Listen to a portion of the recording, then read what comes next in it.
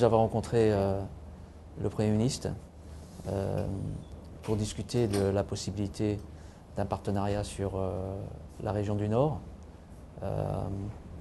pour faire en sorte que les personnes qui quittent le pays par des voies dangereuses ne soient pas forcées de le faire, qu'elles aient un avenir, des opportunités économiques. Et donc l'idée, c'est de développer un projet régional qui incorporerait FAES, donc le leadership de FAES, en partenariat avec l'OIM, mais aussi les îles Turques et Caïcos et les Bahamas, puisque c'est là où la plupart des migrants partent. Ensuite, nous avons discuté aussi de la perspective de la fermeture des camps des personnes déplacées. À date d'aujourd'hui, il reste encore 136 000 personnes dans les camps.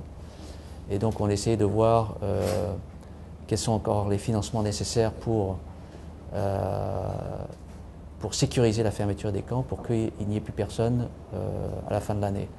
Si la situation reste stable, la saison cyclonique n'est pas trop difficile, et si les ressources sont là, on peut envisager de pouvoir fermer les camps, disons, milieu 2015. Mais l'important, c'est de trouver des ressources financières nécessaires.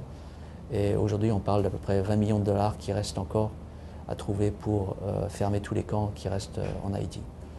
Ensuite, on a parlé aussi de la gestion des frontières et du besoin de faire une étude sur les besoins en termes d'équipement, de mise en capacité, d'infrastructures, pour qu'il y ait une bonne gestion des frontières et éventuellement une gestion intégrée des frontières. Et puis, pour finir, nous avons discuté du besoin d'une politique migratoire nationale et que l'OIM était présent avec des financements pour accompagner le gouvernement dans le développement d'une telle politique migratoire.